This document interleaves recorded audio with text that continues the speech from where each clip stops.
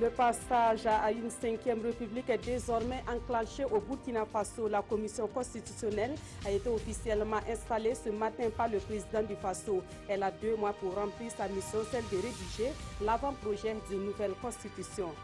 Dans l'actualité également, le Salon international du tourisme et de l'hôtellerie de Ouagadougou a ouvert ses portes ce 29 septembre dans la capitale burkinabé. Après 2 rendez-vous manqués, cet événement veut offrir une nouvelle approche du tourisme aux professionnels de ce domaine. Dans cette édition, nous irons dans le Sahel burkinabé où se mène présentement une opération de destruction d'oiseaux granivores. L'opération est assurée par les techniciens de l'agriculture. Le but est d'empêcher la destruction des cultures par ces oiseaux ravageurs. Et puis, il était annoncé et il est là. Alpha Blondy est au Burkina Faso pour 2 concerts, entre conférences de presse et audience avec le président du Faso. Ce soir, c'est la RTB qui reçoit l'artiste ivoirien dans ce 20h. Avec lui, il sera question de ces 2 concerts et d'autres sujets d'actualité. Bonsoir, merci de suivre le 20h de la RTB. Le président du Faso a procédé ce matin à l'installation des membres de la commission constitutionnelle. Cette commission est chargée de rédiger un avant-projet d'une nouvelle constitution pour le passage à une 5e république au Burkina Faso. Toutes les couches sociales sont représentées dans cette commission, une commission qui a 2 mois pour sortir l'avant-projet de la nouvelle constitution burkinabé. Yacouba Gamene, Ernest Kambiri. Pour la marche du Burkina Faso vers une vie constitutionnelle acceptée par tous les acteurs, voici les 92 personnalités chargées de proposer le texte d'une nouvelle alliance pour la constitution de l'État-nation. 3 mois après leur désignation, le président du Faso, Roch-Marc Christian Kaboré, procède ici à leur installation au cours d'une cérémonie solennelle.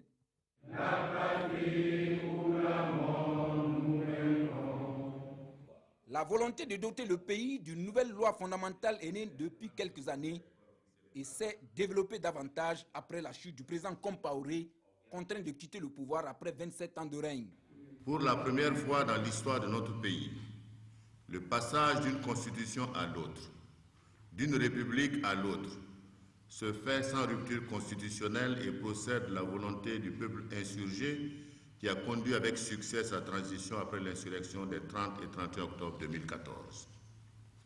Au moment où nous avons opté pour une voie originale pour mettre en place la présente commission constitutionnelle, je voudrais vous inviter à contribuer par votre sens des responsabilités, de la concertation, du dialogue et de la préservation de la paix, à faire de l'élaboration de l'adoption de la Constitution de la 5e République une autre victoire importante du peuple burkinabé dans sa quête de démocratie et de progrès.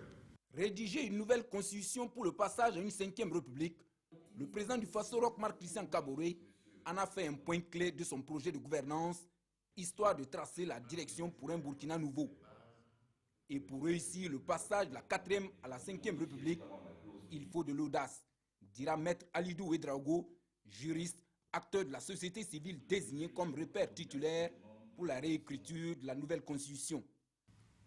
L'histoire récente de notre pays, la situation, les faits et les aspirations de notre peuple le commandent.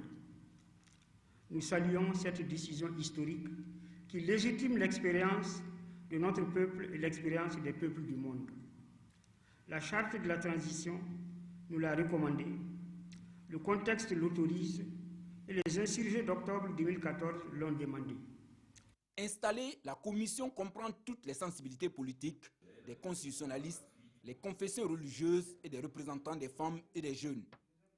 Des personnalités dont la principale mission reste de proposer un avant-projet de texte qui, une fois accepté, viendra remplacer l'actuelle constitution du Burkina, adoptée en 1991 dans un contexte politique particulier. Et à l'issue de la cérémonie d'installation, quelques membres de la commission constitutionnelle ont réagi à chaud. Ils mesurent la lourdeur de la tâche à eux confiée. Ils ont aussi des attentes pour réussir le processus de la rédaction de la nouvelle constitution burkinabé. On les écoute au micro de Yacouba Gamene et Ernest Kambiri. L'élément essentiel sur lequel il faudra veiller et mettre l'accent, c'est celui de la séparation effective des pouvoirs, notamment du pouvoir judiciaire. Parce que comme vous le savez, dans tout état de droit moderne qui se respecte, la justice constitue le régulateur des tensions sociales. Lorsque la justice ne fonctionne pas, toutes les voies sont ouvertes à toutes les dérives possibles. Est-ce que quand nous allons adopter la nouvelle constitution, puisqu'elle va apporter des changements profonds par rapport à l'ancienne constitution, il est souhaitable donc que de manière consensuelle, les nouvelles autorités en place montrent leur volonté de servir le peuple en acceptant que ces conditions-là s'appliquent à elles, au mandat en cours, sans qu'on remette en cause ce mandat-là, pour éviter qu'on se retrouve dans des cas comme le Burundi. C'est des principes juridiques sur lesquels nous allons devoir débattre en commission parce qu'a priori ce n'est pas évident. Si on admet que la Constitution va être adoptée, mais on va en différer bon nombre de ces dispositions jusqu'en 2020 et que ça ne va pas s'appliquer aux institutions ou aux autorités actuelles. L'autre question qui est posée, c'est quelle était alors l'opportunité de l'adopter maintenant. Par rapport aux réalités de notre pays, le Burkina Faso, il faudrait que nous y allions en tenant compte aussi de nos réalités. Je veux parler de l'aspect financier d'une telle démarche. Le consensus vaudrait mieux que, par exemple, des élections, une élection à main levée ou quelque chose de ce genre qui pourrait apporter encore des contradictions. Et puis ce communiqué, avant de poursuivre, le président de la commission constitutionnelle a l'honneur de convier les membres de la dite commission à une séance de travail demain vendredi 30 septembre 2016 à 15 h dans la salle de conférence de Ouaga 2000. La présence de tous est exigée et c'est un communiqué signé du président de la commission constitutionnelle, Maître Alidou Ouedraogo.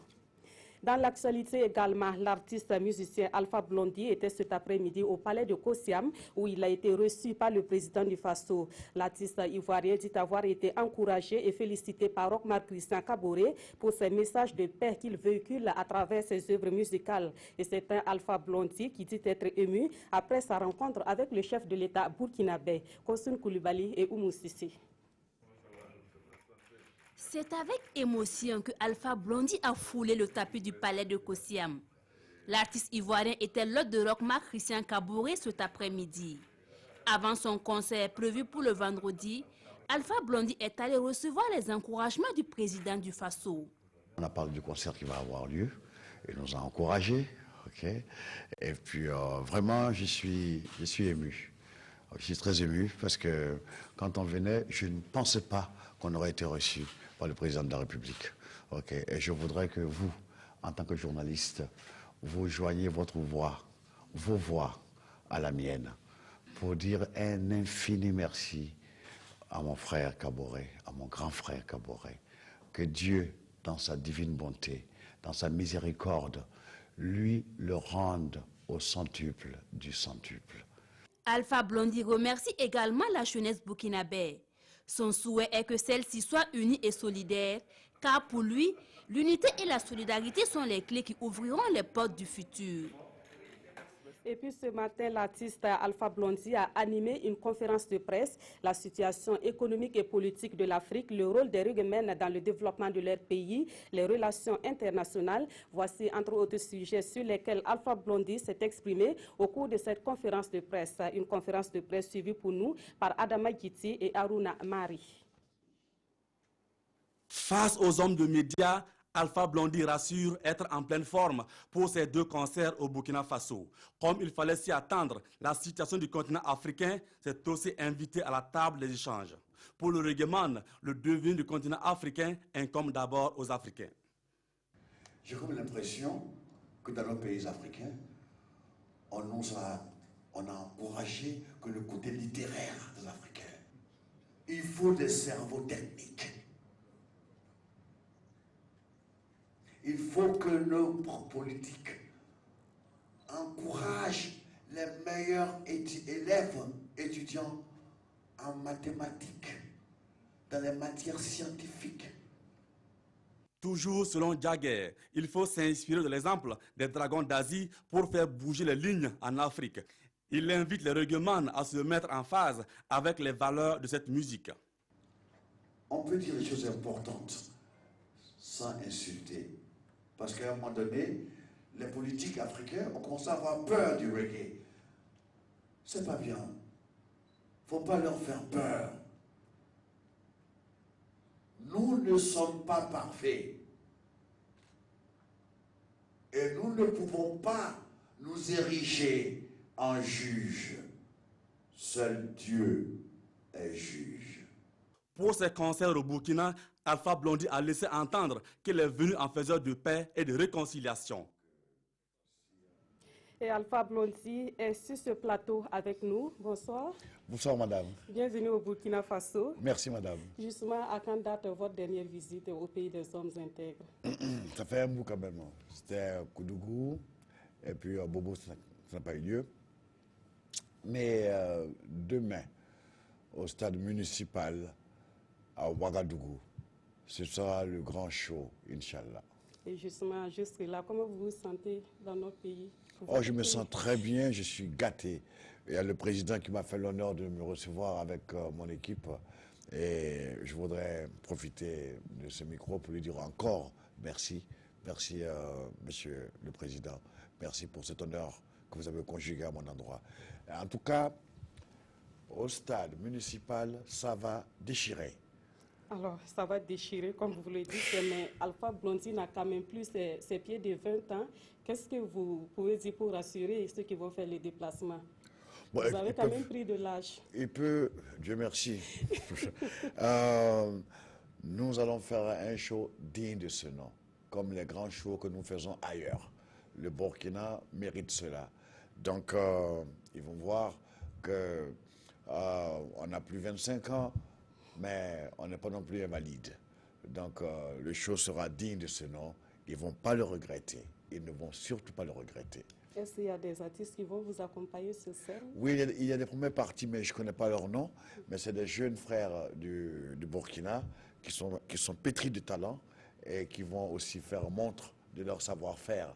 Donc, non, il faut que vous venez tous, y compris vous, avec la famille, pour qu'on fasse une grosse fête familiale, okay, au stade municipal de Ouagadougou. Et j'allais oublier, madame, il y a au stade de Bobo Dioulasso, le dimanche. Là aussi, ça va déchirer, Inch'Allah.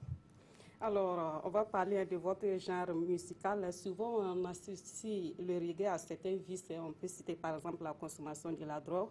Est-ce que vous avez l'impression que ceux qui se lancent dans ce genre musical connaissent vraiment la philosophie du reggae? On a vite fait l'amalgame. On a dit souvent que pour être faire du reggae, il faut avoir des dreads, il faut fumer de l'herbe, de la marijuana. Ok, c'est pas vrai. Ok, on peut être rasta sans fumer des joints. Ok, ceux qui fument, c'est leur droit. Ok, et puis ils feront face à la justice si jamais ils sont pincés dans les pays où c'est pas encore légalisé. Mais moi, je voudrais qu'on sorte de ce créneau-là. Je voudrais qu'on n'associe pas forcément le reggae avec la drogue. C'est comme si on dit, parce que Jésus a dit, buvez, c'est mon sang, alors donc tous les chrétiens sont alcooliques. C'est pas vrai. Ok, il faut éviter ce genre d'amalgame. Ce que je voudrais dire, moi je ne fume plus, ça fait 25 ans. Ok, et je ne regrette pas.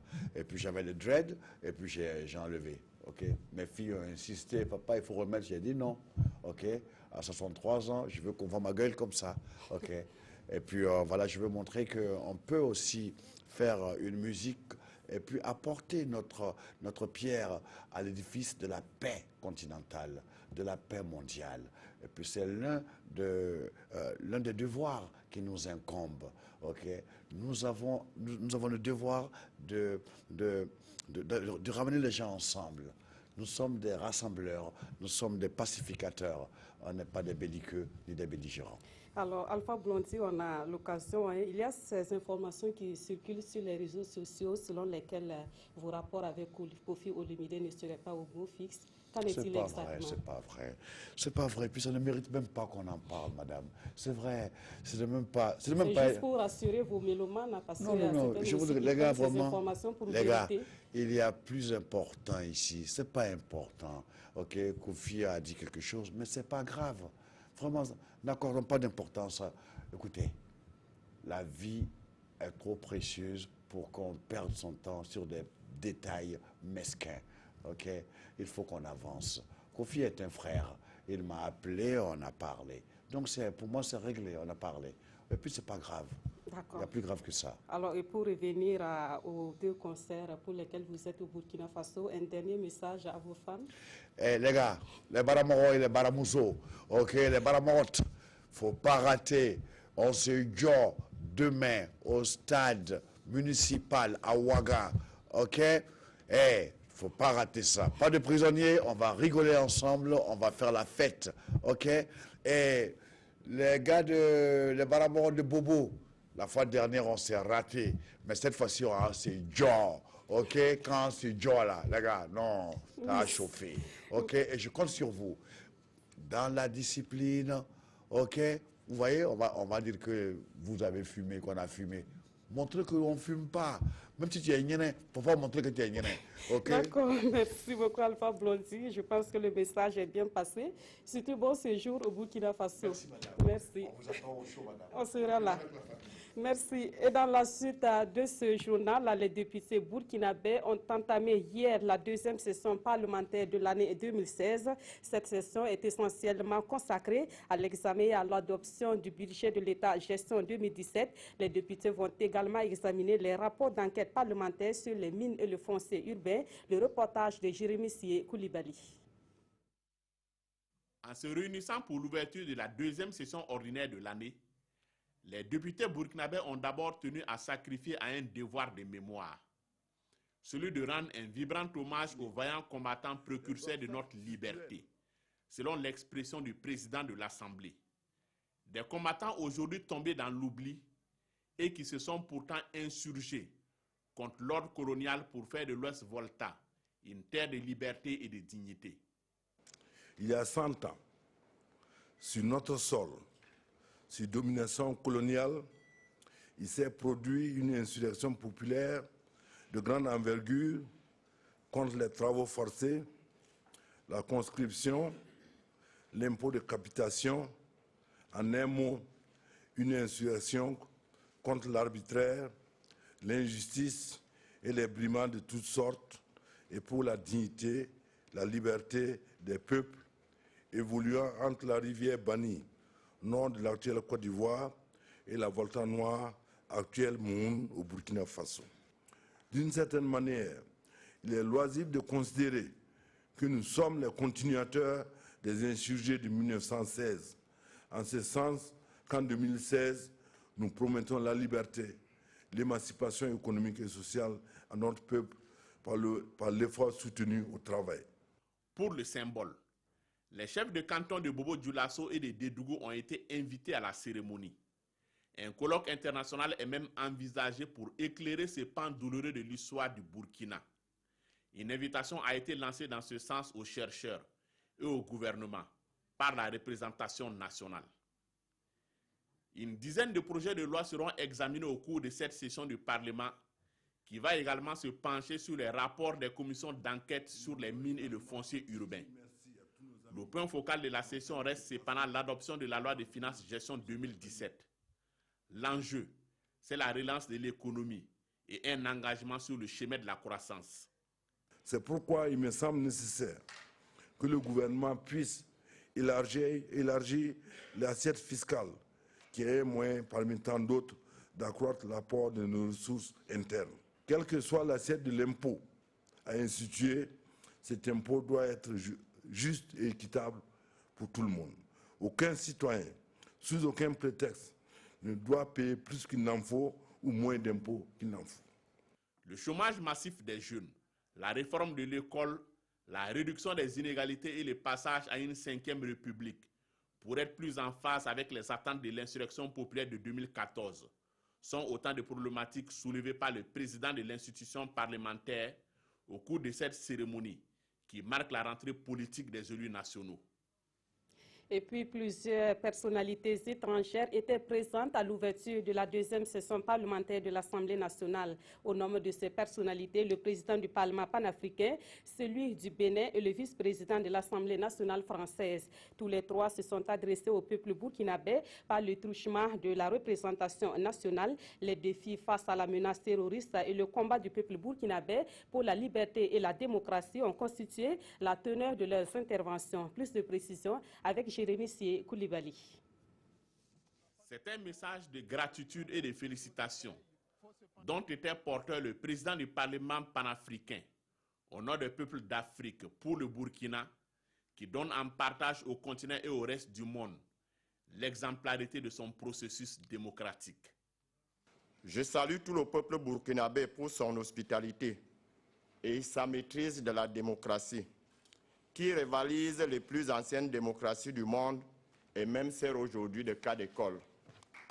Votre peuple a prouvé au monde entier son attachement à la démocratie, à l'esprit de tolérance et à l'unité nationale. Et il n'est pas anodin que par ma voix, l'Assemblée nationale du Bénin, autre modèle de démocratie apaisée dans notre sous-région, autre modèle de démocratie maîtrisée, vienne porter témoignage de l'authenticité de votre engagement. Adrien Umbedji a également tenu à rendre hommage à la jeunesse burkinabé et à tous ceux qui ont fait le sacrifice de leur vie pour la liberté, la démocratie, la défense de la Constitution et la bonne gouvernance. Après avoir rappelé les attentats terroristes du 15 janvier dernier à Ouagadougou et celui de la promenade des Anglais à Nice en France, le vice-président de l'Assemblée nationale française, qui est lui porteur des messages du président de l'institution, Claude Bartolone, a exprimé la solidarité de son pays avec le Burkina. Je réaffirme aux députés du Burkina Faso l'assurance que les députés français ne faibliront jamais dans leur tâche de lutte contre les ennemis de la liberté, de la paix et de la fraternité. Notre solidarité envers votre pays, envers votre peuple est totale. Le Parlement béninois, par la voix de son président, se dit pour sa part ouvert à toute initiative d'harmonisation des lois pour relever les défis sécuritaires et faire face à la menace terroriste. Dans l'actualité également, le Salon international du tourisme et de l'hôtellerie de Ouagadougou a ouvert ses portes ce 29 septembre dans la capitale burkinabé. Après 2 rendez-vous manqués, cet événement veut offrir une nouvelle approche du tourisme aux professionnels de ce domaine. 6 pays prennent part au CITO 2016 et une centaine d'exposants devraient faire le bonheur du public. Césaire Carrefour et Mounira Kéri. C'est parti pour 4 jours d'attractions touristiques dans la capitale burkinabé. Le Salon international du tourisme et de l'hôtellerie de Ouagadougou, vitrine de promotion de la destination Burkina Faso, retrouve son public après 2 éditions manquées.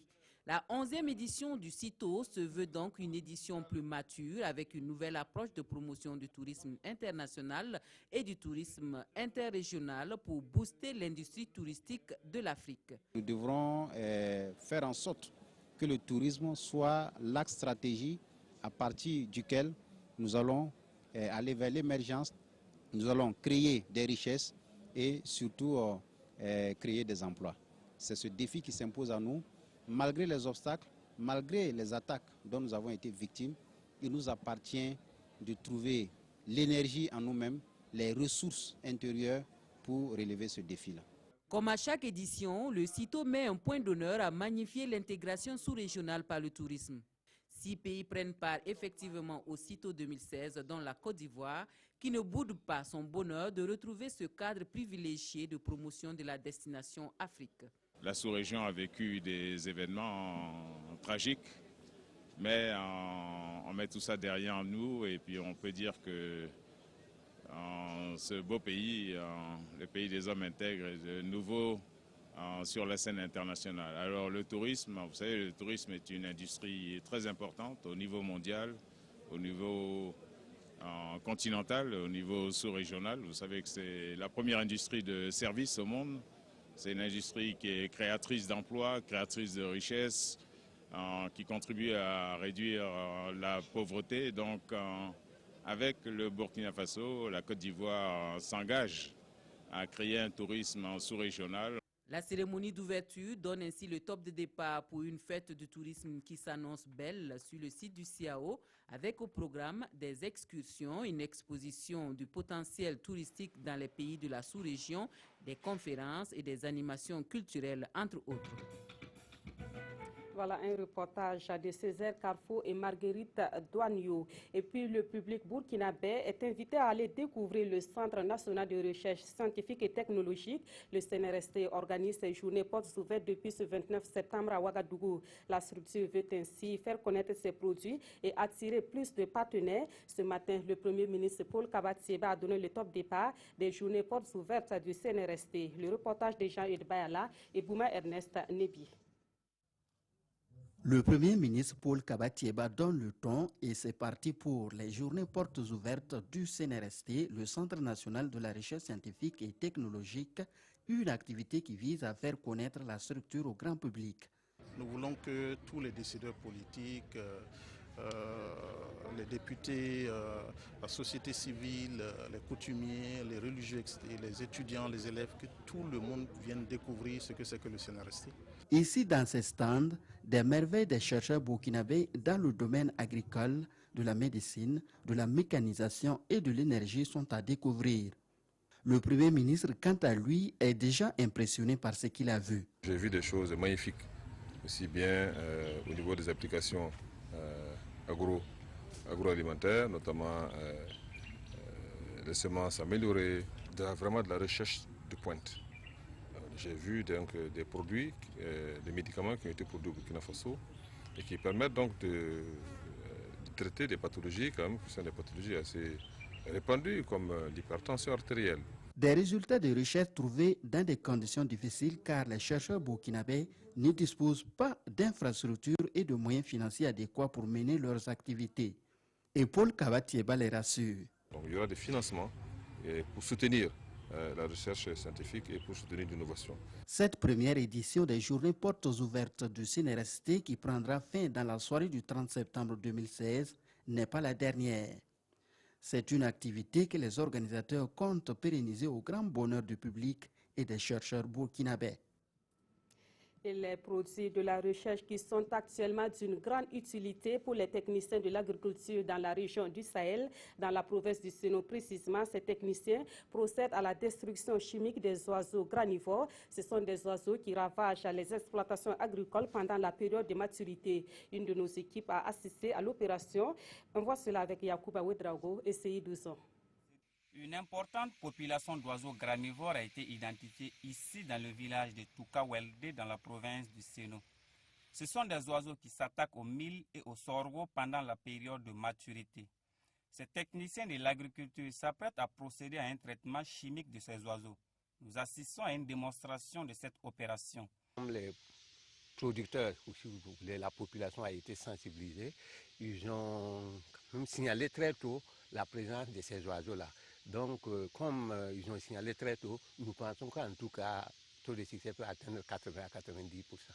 Selon les techniciens de l'agriculture, plusieurs dortoirs de ces oiseaux granivores ont été identifiés dans la province du Sénou. Au dire de ces agents, ce sont environ 160 hectares de champs qui ont été déjà infectés par les oiseaux granivores dans la province. Avec ce traitement chimique, les paysans de la zone de Toukawelde peuvent avoir le cœur net. C'est beaucoup maintenant. Bon. Donc il a venu poisonner les oiseaux. Voilà, c'est ça. L'oiseau, là, il a déjà fini des mille. Il est content, beaucoup même. Il est content des médicaments. Là. Vous, là, il est venu ici, il est content. C'est la troisième année consécutive que les oiseaux granivores sont identifiés dans la région du Sahel. Après cette opération, les autres sites connaîtront également un traitement chimique, rassure le directeur en charge de l'agriculture du Sahel. Autre point de l'actualité, les membres du groupe parlementaire Congrès pour la démocratie et le progrès étaient hier chez le Morona Bango. C'est une visite de courtoisie selon les députés du CDP, mais ils en ont profité pour informer le chef suprême des Mossé de la tenue de leur journée parlementaire. Et le Morona Bango de souhaiter plein succès aux journées parlementaires du CDP qui auront lieu les 30 septembre et 1er octobre prochain à Koudougou, Konsun Koulibaly et Olopoda. Une délégation du groupe parlementaire CDP chez le Morona Bango. Les ordres du jour disent être venus lui rendre une visite de courtoisie, mais pas seulement. Des informations diverses relatives à la vie de leur parti ont été abordées. Nous avons tenu à lui rendre hommage par rapport à toutes ces actions de paix au niveau du Burkina Faso. Et deuxièmement, à lui présenter l'ensemble des groupes parlementaires et lui parler aussi de nos activités. Et troisièmement, solliciter ses conseils et ses bénédictions. Sa Majesté était très contente de la visite. Il nous a prodigué des conseils. Il a souhaité qu'on puisse œuvrer pour tout le Burkina Faso, pour la paix au Burkina Faso, que l'on voit d'abord l'intérêt des populations en priorité. Et il a souhaité que tout ce qui est passé relève du passé et qu'on puisse se donner la main pour la construction du Burkina Faso. Le parti prépare ses journées parlementaires qui vont se tenir du 30 septembre au 1er octobre prochain.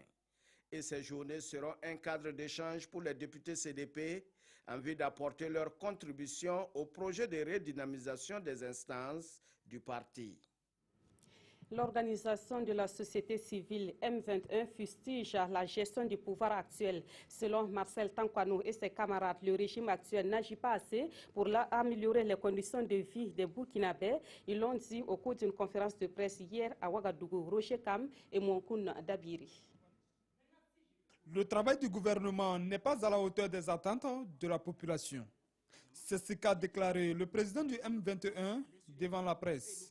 Pour Marcel Tankwano, toute la couche sociale du pays estime que rien n'évolue actuellement, presque dans tous les domaines. Le président Roch Marc Christian Kaboré, Salifou Diallo et Simon Compaoré, leur gouvernement ne semblent pas comprendre les problèmes réels qui sont les vrais maîtres du débat actuel. Le peuple burkinabé refuse désormais la misère de toutes sortes, l'injustice et l'impunité. Sur les questions relatives à la gouvernance, à la crise à la CAMEG et aux victimes de l'insurrection, le M21 interpelle directement le président du Faso.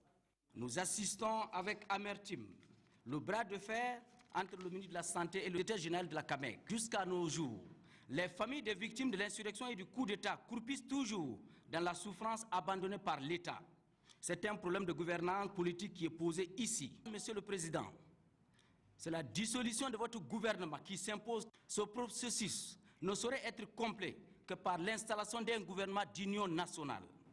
Le M21 estime que la jeunesse est actuellement désemparée et il invite le président à se pencher sur la question de l'emploi des jeunes. Sur le dossier Thomas Sankara, Norbert Zongo et autres crimes de sang, cette organisation de la société civile dit attendre toujours une suite favorable de la part du régime en place. Dernier élément de ce journal, là, c'est la revue de presse. Un seul sujet fait la une dans les parutions de ce jeudi. Il s'agit de l'ouverture de la deuxième session ordinaire de l'Assemblée nationale. La revue de presse est avec Sibidi Issa Lankwandi. L'ouverture de la deuxième session ordinaire de l'Assemblée nationale occupe la plupart des colonnes des quotidiens de ce jeudi. Les députés s'attaquent au budget 2017, affiche Sidoya. Le quotidien d'État explique que ce budget se chiffre à plus de 2000 milliards de francs CFA. Son examen et son adoption vont constituer le clou des travaux de cette session. D'ores et déjà, le président du Parlement appelle à une gestion saine des deniers publics et titre les éditions Le Pays, cela par la dynamisation des structures de contrôle. Pour aujourd'hui au Faso, cette session parlementaire se tient sur fond des 100 ans de l'insurrection voltaïque. 1915 et 1916 ont vu les peuples voltaïques dire non aux travaux forcés et à la domination coloniale, écrit le journal. Un conflit parti du village de Bana à quelques encablures de l'actuelle ville de Dédougou avant de s'étendre sur une bonne partie de ce qui allait devenir plus tard la Haute-Volta. L'observateur Parga y voit là une façon pour les députés de convoquer l'histoire pour mieux éclairer l'avenir. D'où l'hommage rendu à ces vaillants combattants précurseurs de notre liberté en présence des chefs de canton de Bobo-Dioulasso et de Dédougou. Une reconnaissance somme toute normale pour l'Express du Faso qui reconnaît en ces peuples de l'Ouest des pionniers. Rappel historique pour ce journal avant de voir la cérémonie d'hommage à cette insurrection comme la juste récompense pour ces peuples qui ont su dire ça suffit face à l'oppression. Ce qui de l'avis de l'Express du Faso a inspiré le peuple burkinabé des années après. Ce peuple burkinabé s'était levé contre le régime de Blaise Compaoré pour le faire plier en 2 jours sous la pression populaire. C'est la fin de ce 20h sur la RTV. Merci de l'avoir suivi. Excellente soirée à toutes et à tous.